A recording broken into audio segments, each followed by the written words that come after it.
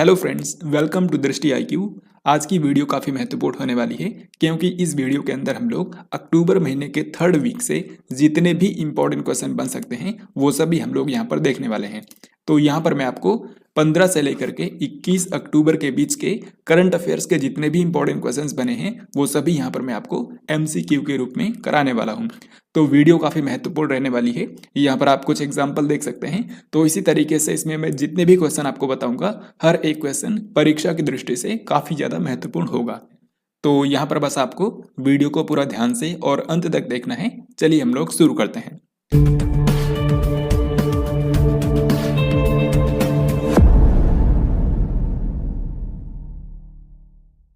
तो फ्रेंड्स, यहाँ पर आपके सामने सबसे पहला क्वेश्चन है और यहाँ पर आपको बताना है कि भारत के नए महालेखा नियंत्रक यानी कि कंट्रोलर जनरल ऑफ अकाउंट्स के रूप में किसने पदभार ग्रहण किया है। यहाँ पर आपको बता दूं कि हर एक क्वेश्चन के लिए इस वीडियो में हर एक क्वेश्चन के लिए आपके पास 2 से 3 सेकंड का समय होगा। पहले आपको क्वेश्चन को खुद से सोचना है, फिर मैं आपको राइट आंसर बताऊंगा। तो इस क्वेश्चन का आंसर क्या होगा आप लोग बताइए। यहाँ पर सही उत्तर होगा ऑप्शन ए यानी कि भारती दास। भारती दास जो कि एक महिला है, यहाँ पर आप इनको देख सकते हैं। इनको हाल ही में देश का नया महालेखा नियंत्रक बना दिया गया है। यहाँ पर आपको बता दूं कि इसी से मिलता जुलता एक और पद है भारत में जिसको बोलते हैं कैग यानी कि controller and auditor general of India, जो कि अभी के समय कौन है, गिरीश चंद्र मुर्मू। तो यहाँ से आपको 2 बातें याद रखनी है। भारत के कैग जो हैं उनका नाम है गिरीश चंद्र मुर्मू और भारत की जो कंट्रोलर जनरल ऑफ अकाउंट्स यानी कि जो नई CGA बनी है उनका नाम है भारती दास और ये भारत की 27वें नंबर की महालेखा नियंत्रक बनी है। क्वेश्चन नंबर 2, बंधन बैंक ने निम्न में से किसे अपना ब्रांड एम्बेसडर बनाया है। तो बंधन बैंक के बारे में आप जानते होंगे, ये भारत की एक प्राइवेट बैंक है और इसका मुख्यालय कहाँ पर है, इसका मुख्यालय कोलकाता में है। तो अभी बंधन बैंक ने अपना ब्रांड एम्बेसडर बना लिया है सौरभ गांगुली को। सौरभ गांगुली कौन है, ये BCCI के पूर्व अध्यक्ष रह चुके हैं। तो हाल ही में इनको बंधन बैंक का ब्रांड एम्बेसडर बनाया गया है। अभी मैं आपको ये भी बताऊंगा इसी वीडियो के अंदर कि BCCI के नए चेयरमैन बने हैं रोजर बिन्नी। तो वो क्वेश्चन भी इसी वीडियो के अंदर आगे आएगा। आगे बढ़ते हैं। इसके बाद क्वेश्चन नंबर 3 है, अग्निवीरों को बैंकिंग सुविधाएं प्रदान करने के लिए सेना ने कितने बैंकों के साथ में समझौता ज्ञापन पर हस्ताक्षर किए हैं। तो जैसा कि आप जानते हैं, सबसे पहली बात अग्निवीर उनको कहा जाता है। तो आपको पता होगा सरकार ने एक योजना शुरू की थी, अग्निपथ योजना। ये सेना के अंदर युवाओं की भर्ती के लिए शुरू की गई थी और अग्निपथ योजना के अंतर्गत जो देश के युवा हैं उनको 4 साल के लिए सेना में सेवा देने का अवसर मिलता है और इन्हीं युवाओं को जो कि 4 साल तक सेना में सेवाएं देंगे उनको अग्निवीर कहा जाएगा। तो अब इन अग्निवीरों को आपको पता है वेतन पैकेज भी दिया जाएगा और उस वेतन पैकेज के अंतर्गत उनको जो भी बैंकिंग सुविधाएं दी जाएंगी उसके लिए सेना ने 11 बैंकों के साथ में समझौता किया है। तो यहाँ पर हमारा आंसर क्या होगा, ऑप्शन सी यानी कि 11 बैंक। अब ये 11 बैंक कौन कौन से हैं, यहाँ पर आप इनको देख सकते हैं। हालांकि इनके नाम आपसे पूछे नहीं जाएंगे, फिर भी मैं आपको दिखाता हूँ। इनमें से 3 तो भारत की सरकारी बैंकें हैं, भारतीय state bank, Punjab national bank और बैंक ऑफ बड़ौदा। बाकी यहाँ पर 8 प्राइवेट बैंक भी हैं जिनके साथ में सेना ने समझौता किया है। आगे बढ़ते हैं। हिंदी भाषा में MBBS पाठ्यक्रम शुरू करने वाला देश का पहला राज्य कौन सा बन गया है। यानी कि यहाँ पर जो मेडिकल की पढ़ाई है वो हिंदी भाषा में भी की जा सकेगी। ऐसा भारत का पहला राज्य कौन सा बना है, ये राज्य है मध्य प्रदेश। क्योंकि हाल ही में जो भारत के गृह मंत्री अमित शाह वो मध्य प्रदेश की यात्रा पर गए थे और उसी दौरान उन्होंने भोपाल के अंदर जो MBBS का पाठ्यक्रम होता है उसकी 3 टेक्स्ट बुक्स जो हैं वो हिंदी भाषा में लॉन्च की हैं। पहले मेडिकल की पढ़ाई सिर्फ अंग्रेजी में ही होती थी, लेकिन अब इसको हिंदी में भी किया जा रहा है। तो इसी के लिए हाल ही में कुछ बुक्स को ट्रांसलेट किया गया हिंदी भाषा में और इसी को हाल ही में गृह मंत्री अमित शाह ने लॉन्च किया है। आप यहाँ पर देख सकते हैं MBBS के फर्स्ट ईयर की 3 बुक्स को हिंदी में लॉन्च किया गया है गृह मंत्री अमित शाह के द्वारा। ये तीनों बुक्स हैं एनाटॉमी की बुक, फिजियोलॉजी की बुक और बायोकेमिस्ट्री की बुक। और इस सब के साथ ही जो मध्य प्रदेश है ये भारत का पहला राज्य बन गया है जहाँ पर जो MBBS का पाठ्यक्रम है यानी कि जो मेडिकल की पढ़ाई है वो हिंदी भाषा में हो पाएगी। वैश्विक भुखमरी सूचकांक 2022 में भारत को 121 देशों के बीच में कौन सा स्थान दिया गया है। तो ग्लोबल हंगर इंडेक्स 2022 हाल ही में जारी हुआ है जिससे हमको पता चलता है कि दुनिया भर के तमाम देशों में भुखमरी का स्तर कैसा है। तो यहाँ पर कुल 121 देशों को रैंक किया गया है और भारत की जो रैंक है वो है 121 देशों में से 107। यानी कि जो भारत की स्थिति है वो काफ़ी ज़्यादा खराब यहाँ पर बताई गई है और भारत को सीरियस कैटेगरी में रखा गया है, ये भी आपको ध्यान रखना है। तो यहाँ पर आंसर क्या होगा? यहाँ पर आंसर होगा ऑप्शन सी यानी कि 107। यहाँ पर आप ये भी देख सकते हैं कि साउथ एशिया के अंदर भारत के जो अन्य पड़ोसी देश हैं उनकी परफॉर्मेंस भारत से बेहतर है। सिर्फ अगर हम अफगानिस्तान को छोड़ दें तो अफगानिस्तान ने यहाँ पर भारत से खराब प्रदर्शन किया है क्योंकि ये 109 पर है। बाकी जो साउथ एशिया के अंदर अन्य देश हैं उनकी जो रैंकिंग है वो भारत से बेहतर है।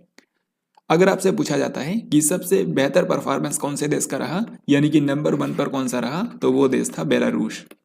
इसी तरीके से अगर आपसे पूछा जाता है सबसे आखिर में कौन सा देश रहा, तो 121वें नंबर पर था यमन। मैंने आपको बताया कि 121 देशों को यहाँ पर शामिल किया गया था, तो 121वें नंबर पर कौन सा देश था? यमन। यहाँ पर आपको यह भी ध्यान रखना है कि इस इंडेक्स को कौन जारी करता है, तो इस इंडेक्स को दो संस्था हैं जो कि मिलकर जारी करती हैं। एक का नाम है कंसर्न वर्ल्ड वाइड, ये आयरलैंड के अंदर बेस्ड है, और दूसरी संस्था है वेल्ट हंगर हिल्फ, ये संस्था है जर्मनी के अंदर। तो इन्हीं दोनों संस्थानों के द्वारा मिलकर के ग्लोबल हंगर इंडेक्स को जारी किया जाता है। हालांकि यहाँ पर आपको बता दूं कि भारत सरकार ने इस रिपोर्ट को खारिज किया है क्योंकि भारत सरकार के मुताबिक इस रिपोर्ट के अंदर काफ़ी ज़्यादा खामियां हैं। अब ये क्वेश्चन बहुत ही महत्वपूर्ण है। यहाँ पर आपको बताना है कि बुकर पुरस्कार 2022 किसने जीता है। तो बुकर प्राइज जो होता है ये दुनिया के सबसे बड़े साहित्यिक पुरस्कारों में से एक है और 2022 के लिए ये अनाउंस हो चुका है। तो आपको बताना है कि इस बार के बुकर प्राइज के विनर कौन है। तो यहाँ पर हमारा सही उत्तर क्या होगा? ऑप्शन डी होगा, यानी कि सेहान कर्नाटिल्का। ये कौन से देश से हैं? ये श्रीलंका कंट्री के हैं और इन्होंने इस बार का बुकर प्राइज जीत लिया है। आपको यहाँ पर यह भी याद रखना है कि इनको कौन सी बुक के लिए दिया गया है, क्योंकि ये भी पूछा जाता है। तो इनकी जो बुक है उसका नाम है the 7 moons of Maali Almeida. The 7 moons of Maali Almeida, इसी बुक के लिए शेहान करुणाटिल्का को इस बार का बुकर प्राइज दिया गया है। यहाँ पर आपको ये भी बता दूं कि ये श्रीलंका के सेकंड पर्सन बने हैं जिनको ये पुरस्कार मिला है। इससे पहले सबसे पहली बार श्रीलंका के जिस व्यक्ति को मिला था, जिस लेखक को मिला था, उनका नाम था माइकल ओडांटेसे और उनको साल 1992 के अंदर द इंग्लिश पेशेंट नाम की उनकी बुक के लिए दिया गया था। तो अब ये श्रीलंका के दूसरे पर्सन बने हैं जिनको बुकर प्राइज से सम्मानित किया गया। कानून मंत्रियों और कानून सचिवों का अखिल भारतीय राज्य सम्मेलन जो है ये कौन से स्थान पर आयोजित किया गया है। तो भारत के जो कानून मंत्री हैं और जो कानून सचिव हैं उनका एक राष्ट्रीय स्तर का सम्मेलन हुआ, यानी कि देश भर के अलग अलग राज्यों और केंद्र शासित प्रदेशों के जो कानून मंत्री हैं, कानून सचिव हैं, उन्होंने इस सम्मेलन के अंदर हिस्सा लिया। तो ये सम्मेलन कहाँ पर हुआ था? इसका आयोजन किया गया था एकता नगर गुजरात में। एकता नगर गुजरात, यानी कि यहाँ पर आंसर होगा ऑप्शन नंबर बी। जो एकता नगर है ये गुजरात के केवड़िया में है और यहीं पर आपको बताया स्टैचू ऑफ यूनिटी भी बेस्ड है। तो यहीं पर इसका आयोजन किया गया था और खुद भारत के प्रधानमंत्री नरेंद्र मोदी ने इस सम्मेलन का उद्घाटन किया था। इस तरह के जो राष्ट्रीय सम्मेलन होते हैं इसमें आपको सिर्फ दो ही चीजें पूछी जाती हैं, या तो आपसे पूछा जाता है कि सम्मेलन कहाँ पर हुआ, या तो आपसे पूछा जाएगा कि उसका उद्घाटन किसने किया। तो यहाँ पर मैंने आपको दोनों ही बता दिया है, इसी तरीके से आपको याद रखना है। सेम इसी तरीके से कुछ और सम्मेलन हुए हैं तो उनको भी देख लेते हैं। राज्य और केंद्र शासित प्रदेशों के विद्युत और नवीन और नवीकरणीय ऊर्जा मंत्रियों का सम्मेलन कौन से शहर के अंदर आयोजित किया गया है। तो भारत के जो पावर मिनिस्टर्स हैं और जो न्यू एंड रिन्यूएबल एनर्जी के मिनिस्टर्स हैं उनका हाल ही में एक राष्ट्रीय स्तर का सम्मेलन हुआ था और ये आयोजित किया गया था राजस्थान के उदयपुर में।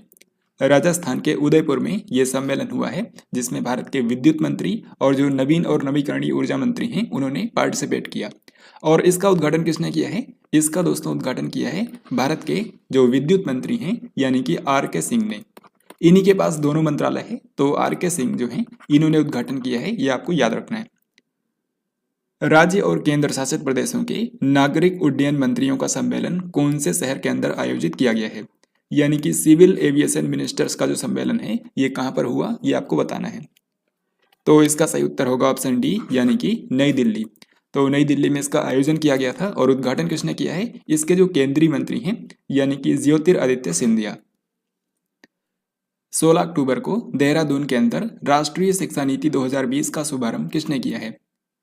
तो देहरादून जो है ये उत्तराखंड की विंटर कैपिटल है और यहीं पर हाल ही में भारत के जो केंद्रीय शिक्षा मंत्री हैं धर्मेंद्र प्रधान, उन्होंने राष्ट्रीय शिक्षा नीति 2020 का शुभारंभ किया है। तो यहाँ पर हमारा आंसर होगा ऑप्शन नंबर बी। आप जानते हैं कि जो उत्तराखंड राज्य है ये भारत का पहला राज्य बना था जिसने प्री प्राइमरी लेवल पर न्यू एजुकेशन पॉलिसी को सबसे पहले लागू किया था। तो उसी के चलते हाल ही में केंद्रीय शिक्षा मंत्री धर्मेंद्र प्रधान ने देहरादून के अंदर राष्ट्रीय शिक्षा नीति 2020 का शुभारंभ किया है। स्लोवाकिया में भारत की अगली राजदूत के रूप में किसे अपॉइंट किया गया है? तो स्लोवाकिया जो देश है ये यूरोप महाद्वीप का एक देश है और इसकी राजधानी है ब्रातिस्लावा। साथ ही स्लोवाकिया की जो करेंसी है वो है यूरो, जो कि ज़्यादातर यूरोपियन कंट्रीज की करेंसी है। तो अब स्लोवाकिया कंट्री के अंदर भारत की अगली राजदूत जो है वो एक महिला को अपॉइंट किया गया है जिनका नाम है अपूर्वा श्रीवास्तव। तो इस क्वेश्चन में आपको बस इतना ही डायरेक्टली याद रखना है कि स्लोवाकिया कंट्री के अंदर भारत की जो नेक्स्ट एम्बेसडर होंगी उनका नाम है अपूर्वा श्रीवास्तव। रेलवे मंत्री ने किस रेलवे स्टेशन पर भारत के पहले एल्यूमिनियम फ्रेट रेक जिसका नाम है 61 BOBRN ALHS M1 का उद्घाटन किया है? इस क्वेश्चन का बेसिकली मतलब यह है कि भारत के अंदर पहली बार एल्यूमिनियम से बने हुए मालगाड़ी के जो डिब्बे हैं वो लॉन्च किए गए हैं। तो इसको नाम क्या दिया गया है? यहाँ पर आप देख सकते हैं इसको नाम दिया गया है 61 BOBRN ALHS M1। यहाँ पर AL का मतलब क्या है? एल्यूमिनियम, जिससे ये बना हुआ है। तो भारत के अंदर पहली बार एल्यूमिनियम फ्रेट रेक का उद्घाटन किया गया है भारत के रेलवे मंत्री अश्विनी वैष्णव के द्वारा। लेकिन यहाँ पर पूछा गया है कि इन्होंने कौन से रेलवे स्टेशन पर इसका उद्घाटन किया है? तो अब इस क्वेश्चन का हमारा आंसर क्या होगा? आंसर हो जाएगा ऑप्शन डी, यानी कि भुवनेश्वर रेलवे स्टेशन से इसको लॉन्च किया गया है भारत के रेलवे मंत्री के द्वारा। अब ये क्वेश्चन स्पोर्ट्स के बारे में है। यहाँ पर आपको बताना है कि महिला T20 एशिया कप 2022 का खिताब किस देश ने जीता है? तो महिलाओं का जो इस बार एशिया कप हुआ है क्रिकेट में, ये T20 फॉर्मेट में आयोजित किया गया था और इसको जीता है अपने भारत देश ने ही। तो यहाँ पर आंसर होगा ऑप्शन नंबर ए। आपको बता दूं कि भारत ने यहाँ पर फाइनल में श्रीलंका देश को हराया था और भारत का ये 7वां खिताब है। अब यहाँ पर आप देख सकते हैं वुमेन्स T20 एशिया कप 2022 जो हाल ही में हुआ है, इससे रिलेटेड जो भी एग्जाम में क्वेश्चन बन सकते हैं वो मैंने यहाँ पर लिखे हैं। जैसे कि ये इसका 8वां संस्करण था और इसका आयोजन किया गया था सिलहट बांग्लादेश के अंदर। तो बांग्लादेश के सिलहट में इसका आयोजन किया गया था और ये कुल 7 टीमों के बीच में खेला गया है। ये टीम्स आपके यहाँ पर सामने हैं।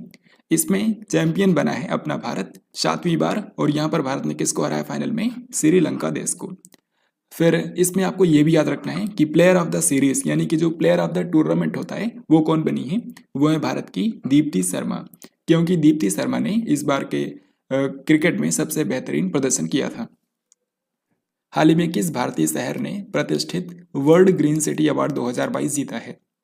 तो इसका सही उत्तर हो जाएगा ऑप्शन सी, यानी कि हैदराबाद। ये क्वेश्चन बहुत ही ज़्यादा महत्वपूर्ण है क्योंकि इस बार वर्ल्ड ग्रीन सिटी अवार्ड 2022 का जो पुरस्कार है ये भारत के तेलंगाना राज्य की जो राजधानी है हैदराबाद उसको दिया गया है। दुनिया के और भी तमाम शहर थे जो कि इसमें शामिल थे, लेकिन हैदराबाद ने सबको बीट करते हुए इस बार वर्ल्ड ग्रीन सिटी का अवार्ड जीता है। ISSF वर्ल्ड शूटिंग चैंपियनशिप 2022 में पुरुषों की 10 मीटर एयर राइफल स्पर्धा का गोल्ड मेडल किसने जीता है? तो इस क्वेश्चन का हमारा आंसर होगा ऑप्शन बी, यानी कि रुद्राक्ष पाटिल। यहाँ पर आपको बता दूं कि इससे पहले इस इवेंट के अंदर यानी कि जो 10 मीटर की एयर राइफल स्पर्धा होती है इसमें सिर्फ भारत के एक ही खिलाड़ी ने गोल्ड जीता था और वो थे अभिनव बिंद्रा।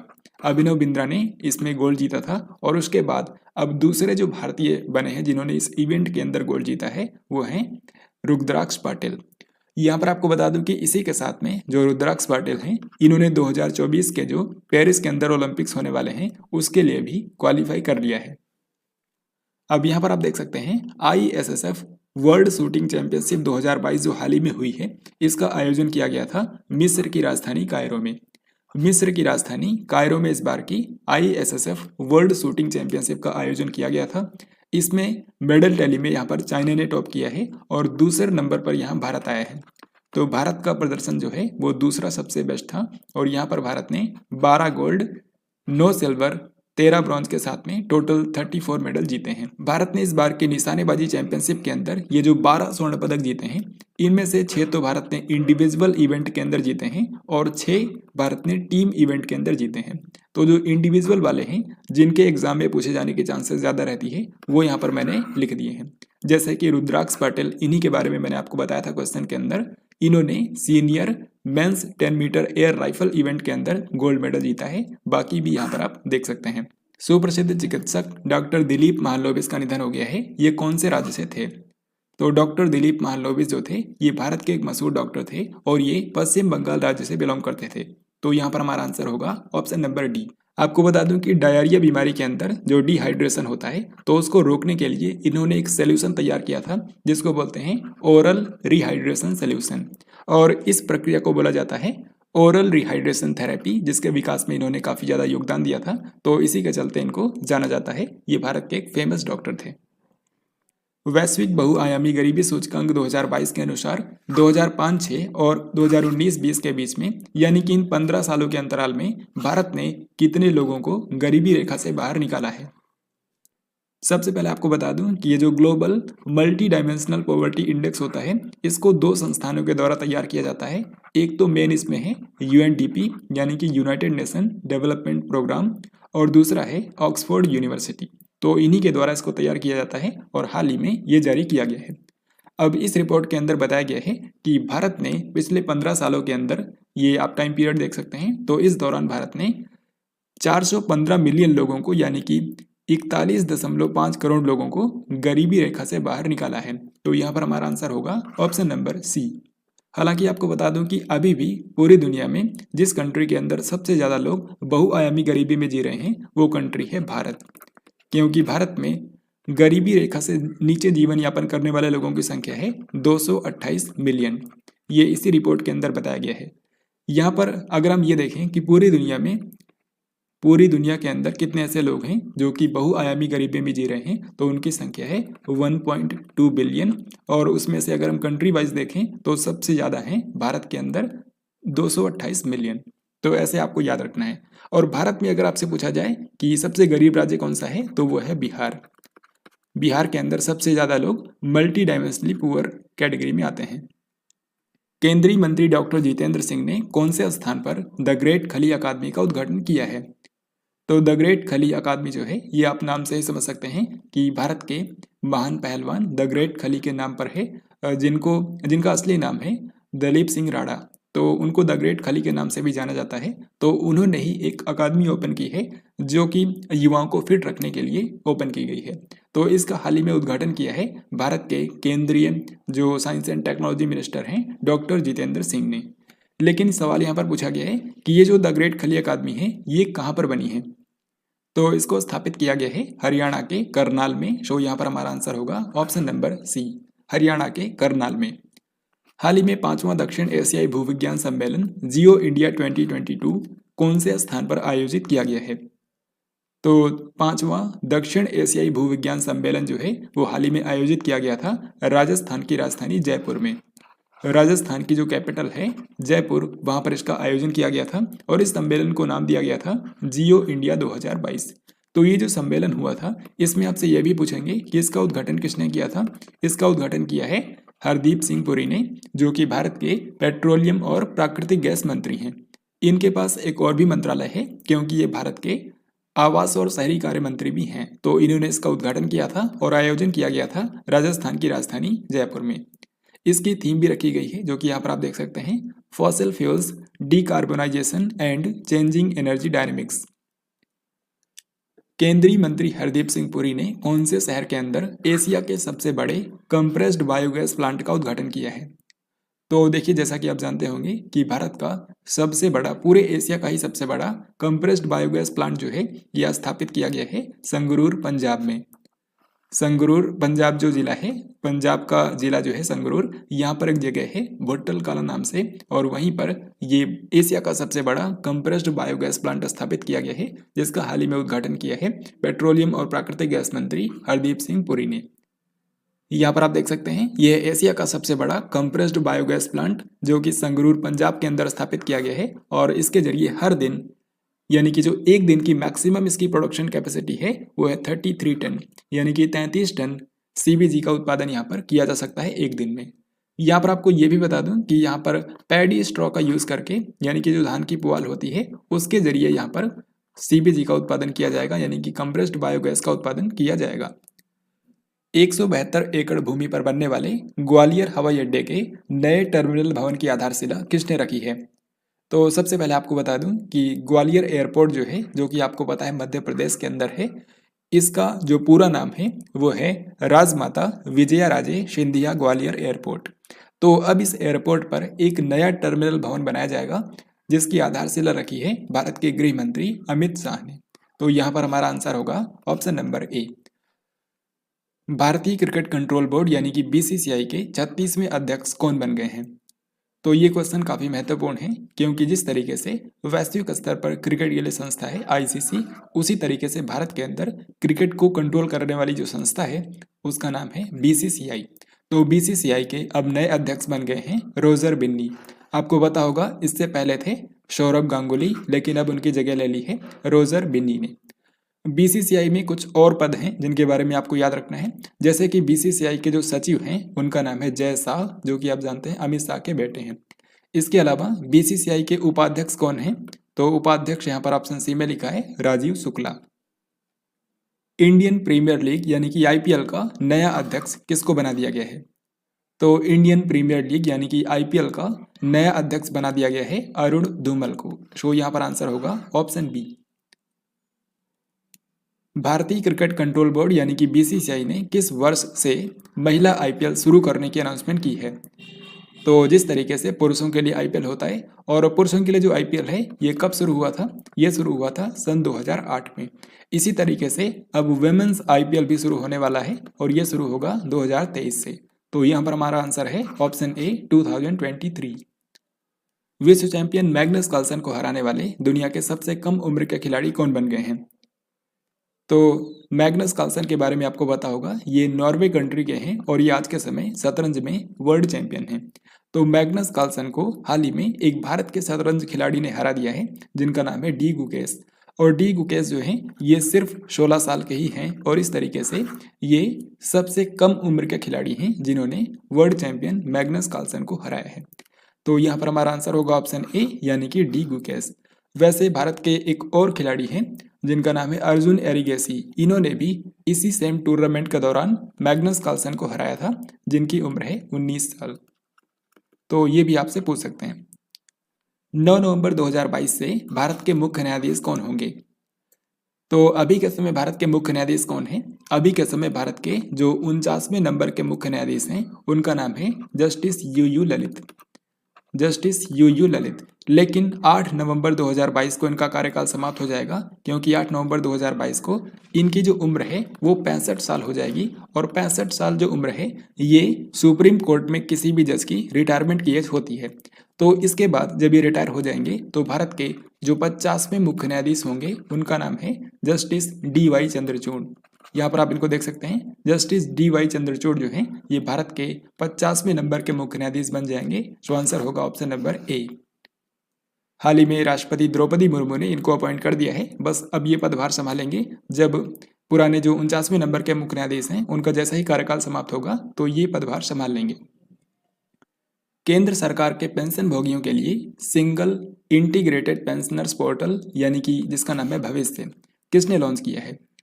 तो सेंट्रल गवर्नमेंट के जो पेंशनर्स हैं उनकी हेल्प के लिए एक सिंगल इंटीग्रेटेड प्लेटफॉर्म बना दिया गया है, यानी कि उनको जितनी भी तरह की सेवाएं हैं, जानकारियां हैं उनसे रिलेटेड, वो सभी इस पोर्टल के ऊपर दी जाएंगी। तो इसको किसने लॉन्च किया है? इसको लॉन्च किया है भारत के केंद्रीय जो साइंस एंड टेक्नोलॉजी मिनिस्टर हैं यानी कि डॉक्टर जितेंद्र सिंह ने। सो यहाँ पर आंसर होगा ऑप्शन नंबर बी। यहाँ पर आपको ये भी बता दूं कि ये जो पोर्टल लॉन्च किया गया है ये स्टेट बैंक ऑफ इंडिया की हेल्प से सरकार ने तैयार किया है। भारत का पहला राष्ट्रीय समुद्री विरासत परिसर कौन से शहर के अंदर विकसित किया जा रहा है? तो ये आप सभी को ऑलरेडी पता होगा कि भारत का पहला नेशनल मैरीटाइम हेरिटेज कॉम्प्लेक्स जो है ये बनाया जा रहा है लोथल, गुजरात में। आपको पता है कि जो लोथल है ये हड़प्पा सभ्यता में एक पोर्ट सिटी हुआ करता था। तो भारत की जो समुद्री विरासत है वो बहुत ही ज़्यादा पुरानी है और इसको संरक्षित रखने के लिए राष्ट्रीय समुद्री विरासत परिसर बनाया जा रहा है लोथल, गुजरात में। हाल ही में यह चर्चा में इसलिए था क्योंकि भारत के जो प्रधानमंत्री हैं उन्होंने इसका जो निर्माण कार्य चल रहा है उसकी प्रगति की समीक्षा की है। 18 अक्टूबर को स्वीडन के नए प्रधानमंत्री कौन बन गए हैं? तो स्वीडन के अंदर जो नए प्रधानमंत्री बने हैं उनका नाम है उल्फ क्रिस्टरसन। यहाँ पर आंसर ऑप्शन ए सही होगा। उल्फ क्रिस्टरसन जो हैं ये स्वीडन के नए प्रधानमंत्री बन गए हैं। इनसे पहले थी मैग्डलेना एंडरसन जो कि स्वीडन की पहली महिला प्रधानमंत्री थी, लेकिन अब इनकी जगह ले ली है उल्फ क्रिस्टरसन ने। यहाँ पर आपको ये भी बता दूं कि जो स्वीडन है यहीं पर नोबेल पुरस्कार दिए जाते हैं। वैसे शांति को छोड़ करके बाकी सब स्वीडन में दिए जाते हैं और जो शांति का पुरस्कार है वो नॉर्वे में दिया जाता है। स्वीडन की राजधानी है स्टॉकहोम और यहाँ की करेंसी है स्वीडिश क्रोना। अंतर्राष्ट्रीय सौर गठबंधन की 5वीं सभा कौन से शहर में आयोजित की गई है? तो इंटरनेशनल सोलर अलायंस जो है जिसका मुख्यालय है गुरुग्राम हरियाणा में।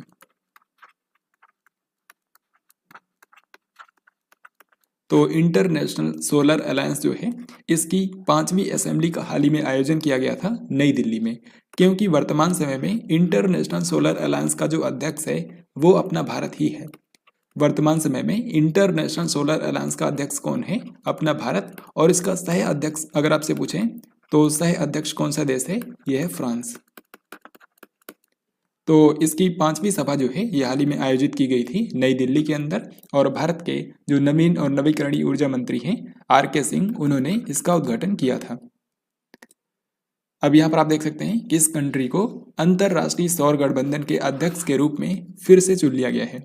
तो अभी जब इंटरनेशनल सोलर अलायंस की 5वीं बैठक हुई तो उस दौरान भारत को एक बार फिर से यहाँ पर इसके अध्यक्ष के रूप में चुन लिया गया है, और इसी तरीके से सह अध्यक्ष के रूप में फ्रांस को भी चुना गया है। तो ये दोनों बातें आपको याद रखनी है। हाल ही में केंद्र सरकार ने किस नदी के ऊपर भारत के पहले केबल स्टे कम सस्पेंशन ब्रिज को मंजूरी दी है? तो पूरे देश का पहला केबल स्टे कम सस्पेंशन ब्रिज जो है ये बनाया जाएगा कृष्णा नदी के ऊपर, और हाल ही में केंद्र सरकार ने इसको मंजूरी दे दी है। आपको बता दूं कि कृष्णा नदी के ऊपर ये जो पुल बनेगा इसकी टोटल लंबाई होगी 3 किलोमीटर, और ये तेलंगाना राज्य को आंध्र प्रदेश से जोड़ेगा। यानी कि तेलंगाना और आंध्र प्रदेश के बीच में ये पुल स्थित होगा जिसकी टोटल लंबाई होगी 3 किलोमीटर, और ये कृष्णा नदी के ऊपर बनाया जाएगा। यहाँ पर आपको बताना है कि इनमें से कौन सा वो कंट्री है जो कि AFC एशियाई कप 2023 की मेजबानी करेगा। सबसे पहले आपको बता दूं यहाँ पर AFC का मतलब है एशियन फुटबॉल कॉन्फेडरेशन। तो एशिया के अंदर फुटबॉल के टूर्नामेंट्स को आयोजित करने वाली संस्था है AFC, और इसी के द्वारा एशियाई कप का आयोजन किया जाता है हर 4 साल में एक बार। तो पिछली बार यह हुआ था सन 2019 में, उस वक्त इसका आयोजन किया गया था UAE के अंदर, लेकिन 2023 में जो होने वाला है यह आयोजित किया जाएगा कतर में। तो यहाँ पर हमारा आंसर होगा ऑप्शन बी। वैसे ये मेजबानी पहले चीन को दी गई थी, लेकिन कोविड-19 के चलते ये कतर में शिफ्ट कर दी गई है। विश्व मसाला कांग्रेस यानी कि जो वर्ल्ड स्पाइसेस कांग्रेस नाम का सम्मेलन होता है, इसका 14वां संस्करण कौन से शहर के अंदर आयोजित किया जाएगा? तो सबसे पहले आपको बता दूं कि ये जो वर्ल्ड स्पाइसेस कांग्रेस होता है, ये जो सम्मेलन है, इसका आयोजन भारत के मसाला बोर्ड के द्वारा हर 2 साल में एक बार किया जाता है। तो इसका जो 14वां संस्करण होगा ये फरवरी 2023 में आयोजित किया जाएगा मुंबई के अंदर। तो यहाँ पर हमारा आंसर है ऑप्शन ए यानी कि मुंबई। यहाँ पर आप इसकी थीम भी देख सकते हैं, इसकी थीम रखी गई है विजन 2030 स्पाइसेस, और इसमें स्पाइसेस का फुल फॉर्म भी है जो कि यहाँ पर दिखाया गया है sustainability, productivity, innovation, collaboration, excellence and safety. तो यह इस बार की थीम विजन 2030 स्पाइसेस। और वैसे जो भारत का मसाला बोर्ड है जो कि इसका आयोजन करता है हर 2 साल में एक बार, उसका मुख्यालय कहाँ पर है? उसका मुख्यालय है कोची में। लेकिन याद रखिएगा ये जो सम्मेलन होना है ये आयोजित किया जाएगा मुंबई में। मध्य प्रदेश वन्यजीव बोर्ड ने पन्ना टाइगर रिजर्व के बाघों के लिए किस नए रिजर्व को मंजूरी दी है? तो जैसा कि आप जानते हैं कि जो पन्ना टाइगर रिजर्व है ये मध्य प्रदेश के अंदर है, और सरकार की एक परियोजना है जिसके तहत केन और जो बेतवा नदियां हैं उनको आपस में जोड़ा जा रहा है। लेकिन केन और बेतवा नदियों को जोड़ने से जो मध्य प्रदेश का पन्ना टाइगर रिजर्व है इसका लगभग 1/4 हिस्सा जो है वो जलमग्न हो जाएगा। तो इसी कारण से पन्ना टाइगर रिजर्व के जो बाघ हैं उनको दूसरी जगह पर शिफ्ट किया जाएगा, और उसी लिए मध्य प्रदेश वन्यजीव बोर्ड ने एक नए रिजर्व को मंजूरी दी है जिसका नाम होगा दुर्गावती टाइगर रिजर्व। और ये जो दुर्गावती टाइगर रिजर्व होगा ये 3 जिलों में फैला होगा। एक तो है दामोह, दूसरा है सागर जिला, और तीसरा जिला है नरसिंहपुर। तो ये मध्य प्रदेश के 3 जिलों में फैला होगा, दामोह, सागर और नरसिंहपुर। यहाँ पर आपको ये भी बता दूं कि दुर्गावती टाइगर रिजर्व से लेकर के पन्ना टाइगर रिजर्व के बीच में एक ग्रीन कॉरिडोर भी बनाया जाएगा, ताकि जो बाघ हैं उनका नेचुरल स्थानांतरण हो सके, वो खुद ही एक जगह से दूसरे जगह तक पहुंच जाएं। 5वें खेलो इंडिया यूथ गेम्स 2022 का आयोजन कौन से राज्य के अंदर किया जाएगा? तो खेलो इंडिया यूथ गेम्स का जो 5वां संस्करण आयोजित किया जाएगा वो होगा मध्य प्रदेश में। और आपको बता दूं कि ये 2023 में होगा, वैसे ये 2022 में ही होना था, लेकिन क्योंकि इस साल खेलो इंडिया यूथ गेम्स 2021 हुए थे, तो अब नेक्स्ट ईयर ये वाला संस्करण होगा। 2022 का ही है, लेकिन ये 2023 में जनवरी और फरवरी के महीने में आयोजित किया जाएगा। तो ये मध्य प्रदेश में होना है और इसके लिए मध्य प्रदेश के 8 शहरों का चयन किया गया है। यानी कि मध्य प्रदेश के 8 शहरों में ये गेम्स होंगे: भोपाल, इंदौर, उज्जैन, ग्वालियर, जबलपुर, मंडला, महेश्वर और बालाघाट। जो इससे पिछला संस्करण हुआ था, यानी कि चौथा संस्करण, वो आयोजित किया गया था हरियाणा में। तो ये चीज भी आपको याद रखनी है। 1161 करोड़ रुपए के वार्षिक दान के साथ में हुरून इंडिया परोपकारी सूची 2022 में कौन शीर्ष पर है? तो भारत के सबसे उदार व्यक्तियों की हाल ही में सूची जारी की गई है हुरून इंडिया के द्वारा, और इसमें 1161 करोड़ रुपए के वार्षिक दान के साथ में शिव नादर जो हैं वो नंबर 1 पर हैं। यहाँ पर आप देख सकते हैं इस मामले में रैंक 1 पर हैं शिव नादर एंड फैमिली। 1161 करोड़ रुपए का इन्होंने डोनेशन किया है एक साल में। फिर दूसरे नंबर पर हैं अजीम प्रेमजी और तीसरे स्थान पर हैं मुकेश अंबानी। केंद्रीय गृह मंत्री यानी कि यहाँ पर अमित शाह की बात हो रही है, तो अमित शाह ने कौन से शहर के अंदर तेहखंड वेस्ट टू एनर्जी प्लांट का उद्घाटन किया है? तो तेहखंड वेस्ट टू एनर्जी प्लांट जो है, यहाँ पर कचरे के जरिए एनर्जी का उत्पादन किया जाएगा, कचरे से ऊर्जा बनाई जाएगी। तो ये जो प्लांट बना है ये कहाँ पर बना है? इसको नई दिल्ली के अंदर स्थापित किया गया है। नई दिल्ली के तुगलकाबाद में ये स्थापित किया गया है। तो नई दिल्ली के ये तुगलकाबाद में है और गृह मंत्री अमित शाह ने इसका उद्घाटन किया है। आपको बता दूं कि इस प्लांट के जरिए नई दिल्ली के अंदर, जो देश की राजधानी है, यहाँ पर हर दिन लगभग 2000 मीट्रिक टन कचरे का निस्तारण किया जाएगा और इससे 25 मेगावाट एनर्जी का भी उत्पादन होगा। तो इसी तरीके से इसको वेस्ट टू एनर्जी प्लांट बोला गया है। भारत का जो अंतरिक्ष अनुसंधान संगठन है यानी कि इसरो, ये देश की स्पेस एजेंसी है, तो आपको बताना है कि ये चंद्रमा पर अपना तीसरा मिशन यानी कि चंद्रयान 3 को कब लॉन्च करेगा। तो दोस्तों, हाल ही में इसरो के जो अध्यक्ष हैं यानी कि एस सोमनाथ, उन्होंने जानकारी दी है कि जो चंद्रयान 3 मिशन है इसको जून 2023 में लॉन्च किया जाएगा। यानी कि यहाँ पर हमारा आंसर होगा ऑप्शन ए। चंद्रयान 3 के अंतर्गत 2 चीजें भेजी जाएंगी, एक तो लैंडर और दूसरा रोवर। तो ये बात भी आपको याद रखनी है। पब्लिक अफेयर्स इंडेक्स 2022 में बड़े राज्यों की श्रेणी में किस राज्य ने शीर्ष स्थान हासिल किया है? तो बेंगलुरु के अंदर एक नॉन प्रॉफिट ऑर्गेनाइजेशन है जिसका नाम है पब्लिक अफेयर्स सेंटर, और इसी के द्वारा हर साल पब्लिक अफेयर्स इंडेक्स को जारी किया जाता है, जिससे हमको पता चलता है कि भारत के सबसे बेहतर शासित राज्य कौन से हैं, यानी कि किस राज्य में शासन कितना बेहतर है। तो इस बार के इंडेक्स में 2 कैटेगरी बनाई गई है। एक तो बड़े राज्यों की है, यानी कि जो बिग स्टेट्स हैं, उसमें टॉप किया है हरियाणा राज्य ने। हरियाणा भारत का बेस्ट गवर्नड स्टेट है, ये आपको याद रखना है। इसके बाद दूसरे नंबर पर इसी में है तमिलनाडु, तीसरे पर है केरल। फिर इसी तरीके से अगर हम छोटे राज्यों की बात करें तो स्मॉल स्टेट्स में यहाँ पर टॉप किया है सिक्किम ने। तो यहाँ पर क्या पूछा गया था कि बड़े राज्यों में कौन से राज्य ने टॉप किया है? आंसर हो जाएगा हमारा हरियाणा। हाल ही में कर्नाटक मंत्रिमंडल ने अनुसूचित जनजाति के लिए आरक्षण कितने % बढ़ाने हेतु एक अध्यादेश को मंजूरी दी है? तो कर्नाटक जी की जो कैबिनेट है उसने हाल ही में एसटी कम्युनिटी के लिए आरक्षण बढ़ाने हेतु एक अध्यादेश को मंजूरी दी है। ये जो अध्यादेश को मंजूरी दी गई है, इसके तहत न केवल एसटी बल्कि एससी के लिए भी आरक्षण बढ़ाया जाएगा। तो एससी कम्युनिटी के लिए यहाँ पर जो आरक्षण है उसको 15% से बढ़ाकर किया जाएगा 17%। इसी तरीके से जो अनुसूचित जनजाति समुदाय हैं यानी कि शेड्यूल्ड ट्राइब, उनके लिए जो आरक्षण है वो 3% से बढ़ा करके 7% किया जाएगा। तो वर्तमान में ये है और बदल कर किया जाएगा ये। तो अब आप इस क्वेश्चन का आंसर कर सकते हैं। यहाँ पर पूछा गया था कि एसटी कम्युनिटी के लिए जो आरक्षण है ये कितने % बढ़ाया गया है। तो आप यहाँ पर क्लियरली देख सकते हैं, पहले 3% था एसटी कम्युनिटी के लिए, अब 7% किया जाएगा, यानी कि यहाँ पर 4% की बढ़ोतरी की जाएगी। तो यहाँ पर हमारा आंसर होगा ऑप्शन बी, यानी कि 4%। संयुक्त राष्ट्र के द्वारा प्रत्येक वर्ष विश्व खाद्य दिवस किस दिन मनाया जाता है? तो वर्ल्ड फूड डे जो है ये फूड एंड एग्रीकल्चरल ऑर्गेनाइजेशन नाम की जो संस्था है उसके स्थापना दिवस पर मनाया जाता है। फूड एंड एग्रीकल्चरल ऑर्गेनाइजेशन जो है इसका मुख्यालय इटली की राजधानी रोम में है और इसकी स्थापना हुई थी 16 अक्टूबर सन 1945 को, और इसी के चलते 16 अक्टूबर को मनाया जाता है विश्व खाद्य दिवस। यहाँ पर आप देख सकते हैं, तो आंसर इसका हो जाएगा ऑप्शन डी, यानी कि 16 अक्टूबर। और इस बार की थीम ये है लीव नो वन बिहाइंड, यानी कि कोई भी पीछे ना छूटे। फिर यहाँ पर आप देख सकते हैं, अब हम लोग देखने वाले हैं अक्टूबर के 3rd वीक के सभी इंपॉर्टेंट डेज एंड थीम्स।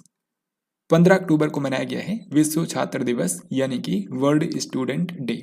ये भारत के मिसाइल मैन कहे जाने वाले यानी कि डॉक्टर एपीजे अब्दुल कलाम जी का जन्मदिन होता है, तो 15 अक्टूबर को वर्ल्ड स्टूडेंट डे के रूप में मनाया जाता है। 15 अक्टूबर को ही मनाया जाता है संयुक्त राष्ट्र के द्वारा अंतर्राष्ट्रीय ग्रामीण महिला दिवस। तो ग्रामीण महिलाओं के सम्मान में यह दिवस होता है। इस बार का विषय है rural women confront the global cost of living crisis. फिर इसके बाद 15 अक्टूबर को ही मनाया जाता है विश्व हैंड वॉशिंग दिवस। तो हैंड वॉशिंग के प्रति जागरूकता बढ़ाने के लिए यह दिवस होता है। फिर इसके बाद 16 अक्टूबर को मनाया गया है विश्व खाद्य दिवस, यानी कि वर्ल्ड फूड डे। ये मैंने आपको बताया जो फूड एंड एग्रीकल्चरल ऑर्गेनाइजेशन है उसके स्थापना का दिन होता है। इस बार का विषय है लीव नो वन बिहाइंड। 17 अक्टूबर को मनाया जाता है अंतर्राष्ट्रीय गरीबी उन्मूलन दिवस, यानी कि दुनिया भर से गरीबी को समाप्त करने के लिए यह दिवस होता है। इस बार का विषय है dignity for all in practice. फिर इसके बाद 20 अक्टूबर को मनाया जाता है विश्व ऑस्टियोपोरोसिस दिवस। ये हड्डियों का एक रोग होता है ऑस्टियोपोरोसिस, तो इसके लिए दिन होता है 20 अक्टूबर को। इस बार का विषय है step up for bone health. Then इसके बाद 21 अक्टूबर को मनाया जाता है पुलिस स्मृति दिवस, यानी कि पुलिस कमेमोरेशन डे। ब्रिटेन के इतिहास में किस प्रधानमंत्री का कार्यकाल सबसे छोटा रहा है? तो ब्रिटेन के इतिहास में सबसे छोटा कार्यकाल रहा है लीज ट्रस का, जो कि आप जानते हैं पिछले महीने ही ब्रिटेन की प्रधानमंत्री बनी थी, लेकिन 45 दिनों के बाद ही इनको इस्तीफा देना पड़ा है अपनी पार्टी से और देश के प्रधानमंत्री पद से भी। तो यहाँ पर आंसर होगा ऑप्शन बी, यानी कि लीज ट्रस। तो इन्होंने एक तो प्रधानमंत्री पद से इस्तीफा दे दिया है, साथ ही लीज ट्रस ने जो इनकी पार्टी है कंजर्वेटिव पार्टी उसके अध्यक्ष पद से भी इस्तीफा दे दिया है। इसके बाद ब्रिटेन के जो नए प्रधानमंत्री अब बने हैं उनका नाम है ऋषि सुनक। और ऋषि सुनक जो हैं ये भारतीय मूल के व्यक्ति हैं। ये भारतीय मूल के पहले व्यक्ति हैं जो कि ब्रिटेन के प्रधानमंत्री बने हैं। असम सरकार ने सशस्त्र बल विशेष अधिकार अधिनियम को और कितने महीनों के लिए बढ़ा दिया है? तो असम गवर्नमेंट ने हाल ही में जो आफ्स्पा कानून है उसको 6 महीने के लिए राज्य में बढ़ा दिया है। सो आंसर होगा ऑप्शन नंबर बी। भारतीय प्रतिस्पर्धा आयोग यानी कि कंपटीशन कमीशन ऑफ इंडिया ने किस कंपनी पर 1337 करोड़ रुपए से अधिक का जुर्माना लगाया है? तो भारत का जो कंपटीशन कमीशन ऑफ इंडिया है इसने हाल ही में जो गूगल कंपनी है उस पर 1337 करोड़ रुपए का जुर्माना लगाया है। यहाँ पर आपको बता दूं जो गूगल कंपनी है इसके जो सीईओ हैं वो भारतीय मूल के व्यक्ति हैं जिनका नाम है सुंदर पिचाई। ये न केवल गूगल कंपनी के बल्कि गूगल की जो पेरेंट कंपनी है यानी कि अल्फाबेट उसके भी ये इस समय सीईओ हैं। भारत ने किस तट से नई पीढ़ी की परमाणु सक्षम अग्नि प्राइम मिसाइल का सफल परीक्षण किया है? तो अग्नि प्राइम मिसाइल जो है ये अग्नि सीरीज का ही उन्नत संस्करण है और हाल ही में इसका सफल परीक्षण किया गया है ओडिशा तट से। ओडिशा में जो doctor APJ Abdul Kalam island है जिसको पहले व्हीलर द्वीप कहा जाता था, यहीं से इसका सफल परीक्षण किया गया है। किस खिलाड़ी ने पुरुषों का बैलोन डी'ओर पुरस्कार 2022 जीता है? तो फ्रांस के अंदर एक मैगजीन है जिसको फ्रांस फुटबॉल के नाम से जाना जाता है, तो उसी के द्वारा हर साल बैलोन डी'ओर पुरस्कार दिया जाता है और ये जो पुरस्कार है ये साल के सबसे बेस्ट फुटबॉल खिलाड़ियों को दिया जाता है। तो साल 2022 के जो सबसे बेस्ट फुटबॉलर रहे ये हैं करीम बेंजेमा। करीम बेंजेमा जो हैं ये फ्रांस के ही खिलाड़ी हैं, तो इनको इस बार का बैलोन डी'ओर पुरस्कार मिला है पुरुषों में। इसी तरीके से महिलाओं में ये जो पुरस्कार है वो स्पेन के खिलाड़ी को मिला है जिनका नाम है एलेक्सिया पुटेलस। यहाँ पर आप देख सकते हैं 2022 के बैलन डी ओर पुरस्कार जो हैं ये अनाउंस हो चुके हैं। करीम बेंजेमा जो कि फ्रांस के हैं और ये रियल मैड्रिड फुटबॉल क्लब के लिए खेलते हैं, तो ये बने हैं पुरुषों में विजेता, और महिलाओं में एलेक्सिया पुटेलस को चुना गया है जो कि स्पेन की हैं और ये बार्सिलोना फुटबॉल क्लब के लिए खेलती हैं। वैसे आपको बता दूं एलेक्सिया पुटेलस ने दूसरी बार बैलन डी ओर पुरस्कार जीता है, क्योंकि पिछले बार भी इन्होंने ही जीता था, और करीम बेंजेमा जो हैं इन्होंने पहली बार बैलन डी ओर पुरस्कार जीता है। 16 अक्टूबर को किसने 75 जिलों में 75 डिजिटल बैंकिंग इकाइयां राष्ट्र को समर्पित की हैं?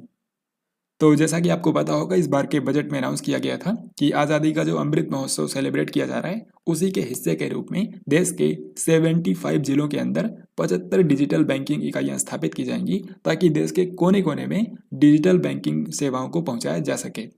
तो इसी के चलते पिछले 6 महीनों में इन यूनिट्स को विकसित किया गया और हाल ही में पीएम नरेंद्र मोदी के द्वारा एक साथ इनको राष्ट्र को समर्पित किया गया है। तो यहाँ पर आंसर होगा ऑप्शन ए, यानी कि नरेंद्र मोदी। प्रधानमंत्री नरेंद्र मोदी ने कौन से शहर के अंदर पीएम किसान सम्मान सम्मेलन 2022 का उद्घाटन किया है? तो प्रधानमंत्री नरेंद्र मोदी ने हाल ही में पीएम किसान सम्मान सम्मेलन 2022 का उद्घाटन किया था नई दिल्ली के अंदर। आपको पता है कि नई दिल्ली के अंदर ही जो भारतीय कृषि अनुसंधान परिषद है उसका हेडक्वार्टर है, तो यहीं पर पीएम किसान सम्मान सम्मेलन का आयोजन किया गया था जिसका उद्घाटन किया पीएम नरेंद्र मोदी ने।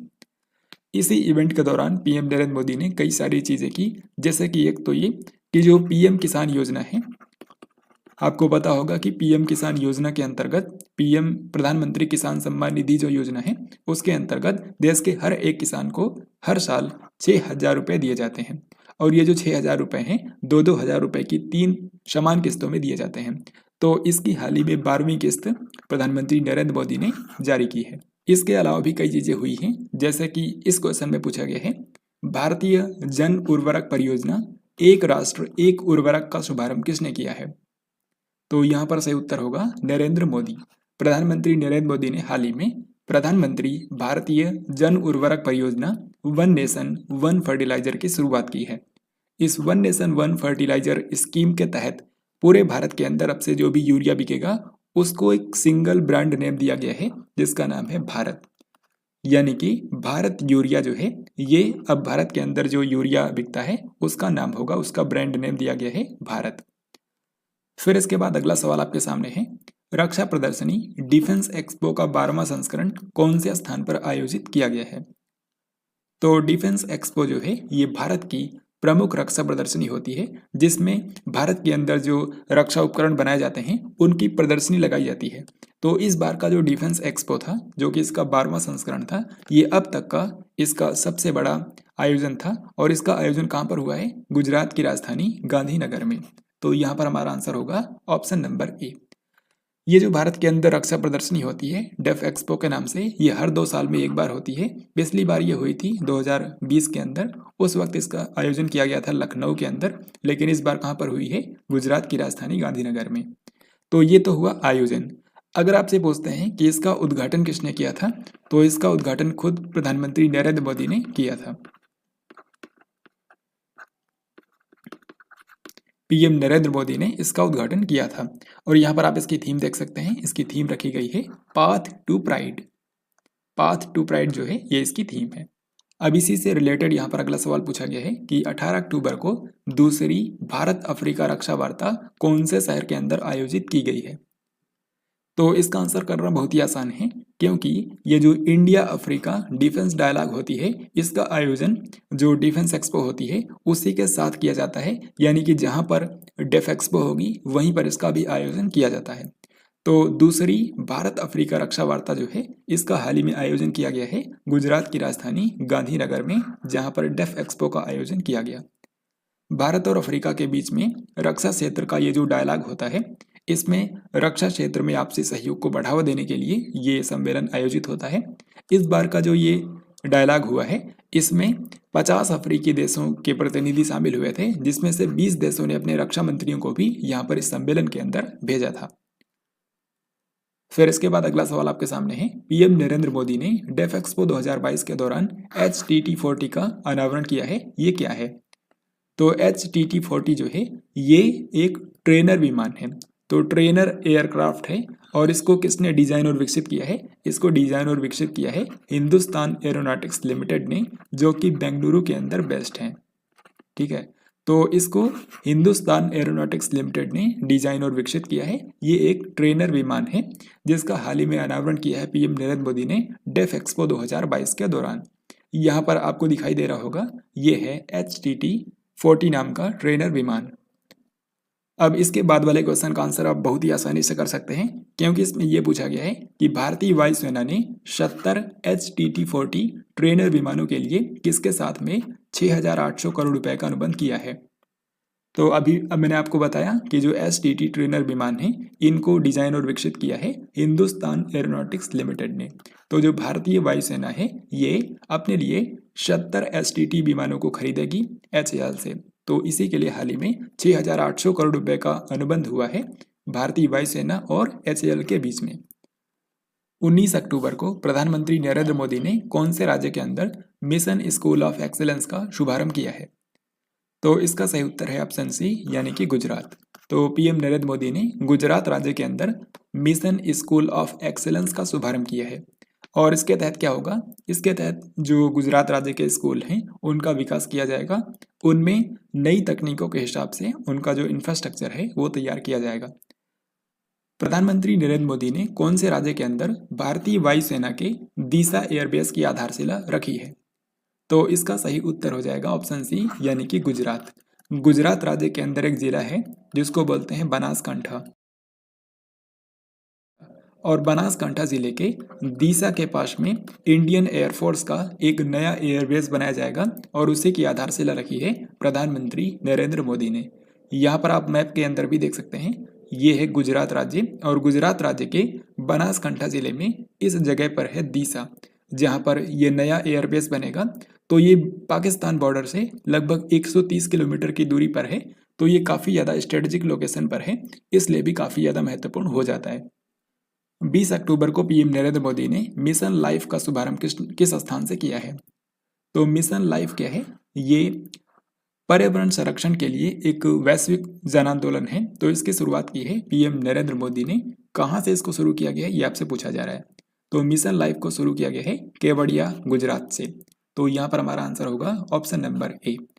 केवड़िया में ही आपको पता है कि दुनिया की सबसे ऊंचे स्टैचू स्थित है, यानी कि स्टैचू ऑफ यूनिटी, जो कि सरदार वल्लभ भाई पटेल जी की स्टैचू है। तो यहीं से पीएम नरेंद्र मोदी ने मिशन लाइफ का शुभारंभ किया है। यहाँ पर लाइफ का फुल फॉर्म है life style for environment, life style for environment. और जैसा कि यहाँ पर आप देख सकते हैं, इसके ग्लोबल लॉन्च के दौरान जो यूनाइटेड नेशन के इस समय महासचिव हैं यानी कि एंटोनियो गुटेरस, वो भी शामिल हुए थे। तो उन्हीं की उपस्थिति में पीएम नरेंद्र मोदी ने इसका उद्घाटन किया है। संयुक्त राष्ट्र के महासचिव का नाम आपको बताना है, जो कि 18 से लेकर के 20 अक्टूबर तक भारत की आधिकारिक यात्रा पर थे। तो यूनाइटेड नेशन के जो महासचिव हैं यानी कि एंटोनियो गुटेरस, ये हाल ही में 3 दिनों के लिए भारत की यात्रा पर आए थे, यानी कि यहाँ पर हमारा आंसर होगा एंटोनियो गुटेरस। इस दौरान इन्होंने जो मिशन लाइफ का शुभारंभ किया गया है केवड़िया गुजरात से, तो उसके लॉन्चिंग में इन्होंने पार्टिसिपेट किया। साथ ही इन्होंने जो मोढेरा गांव है, मोढेरा आपको पता है भारत का पहला 24x7 सोलर पावर्ड विलेज बना है, भारत का पहला। तो इसको भी इन्होंने विजिट किया। मोढेरा में जो सन टेम्पल है उसको भी इन्होंने विजिट किया। आगे बढ़ते हैं। हाल ही में प्रधानमंत्री नरेंद्र मोदी ने भारत शहरी आवास सम्मेलन 2022 का उद्घाटन किस शहर के अंदर किया है? तो ये जो भारत शहरी आवास सम्मेलन है यानी कि इंडियन अर्बन हाउसिंग कॉन्क्लेव, ये जो सम्मेलन होता है इसका आयोजन किया जाता है भारत के आवास और शहरी कार्य मंत्रालय के द्वारा, यानी कि ministry of housing and urban affairs. तो ये जो सम्मेलन होता है इस बार इसका आयोजन किया गया है राजकोट, गुजरात में। सो यहाँ पर हमारा आंसर होगा ऑप्शन नंबर बी। गुजरात के राजकोट में इसका आयोजन किया गया है और उद्घाटन किया है पीएम नरेंद्र मोदी ने।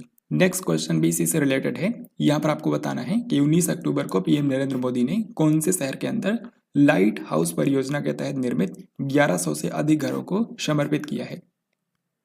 तो पीएम नरेंद्र मोदी ने राजकोट, गुजरात के अंदर ही लाइट हाउस परियोजना के तहत निर्मित 1100 से अधिक घरों को समर्पित किया है। सो आंसर होगा ऑप्शन नंबर बी।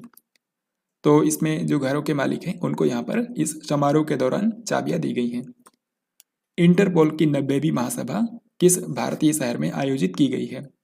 तो इंटरपोल की 90वीं महासभा का हाल ही में आयोजन किया गया था और इस बार यह भारतीय शहर के अंदर हुआ था। 25 सालों के बाद ये भारत के अंदर हुई है। आखिरी बार ये भारत में हुआ था 1997 में और इस बार ये 25 साल के बाद हुई है। तो भारत में ये कहाँ पर हुआ? भारत के अंदर नई दिल्ली में इसका आयोजन किया गया है। सो आंसर होगा ऑप्शन नंबर सी। इंटरपोल की अगर हम बात करें तो इसको इंटरनेशनल पुलिस भी कहा जाता है और इसका जो हेडक्वार्टर है वो है फ्रांस के लियोन शहर में।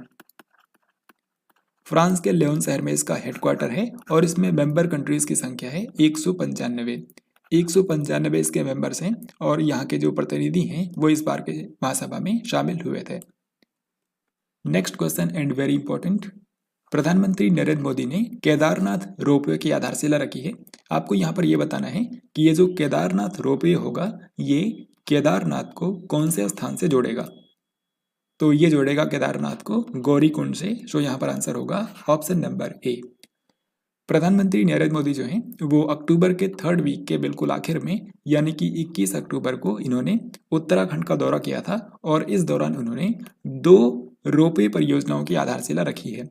इनमें से एक तो गौरीकुंड से लेकर के केदारनाथ के बीच में बनेगी जिसको नाम दिया गया है केदारनाथ रोपवे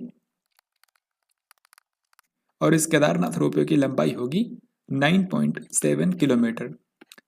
इसी तरीके से जो दूसरी परियोजना है वो गोविंद घाट से लेकर के हेमकुंड साहिब तक जाएगी। गोविंद घाट से लेकर के हेमकुंड साहिब के बीच में दूसरी रोपवे परियोजना जो है उसकी आधारशिला रखी गई है और इसको नाम दिया गया है हेमकुंड रोपवे और इसकी लंबाई होगी 12.4 किलोमीटर। तो इस तरीके से पीएम नरेंद्र मोदी ने 2 रोपवे परियोजनाओं की आधारशिला रखी है उत्तराखंड राज्य में। इन दोनों के बारे में आपको याद रखना है। तो फ्रेंड्स यह था आज का लास्ट क्वेश्चन। आई होप आपने आज के इस वीडियो को ध्यानपूर्वक देखा होगा। अब यहाँ पर मैं आपसे इसी वीडियो पर आधारित 2 क्वेश्चंस पूछूंगा जिनके राइट आंसर आपको कमेंट बॉक्स में लिख करके बताने हैं। तो सबसे पहला क्वेश्चन आपके सामने है, भारत के नए लेखा महानियंत्रक कौन बन गए हैं? और दूसरा सवाल है कि 5वें खेलो इंडिया यूथ गेम्स 2022 का आयोजन कौन से राज्य के अंदर होगा?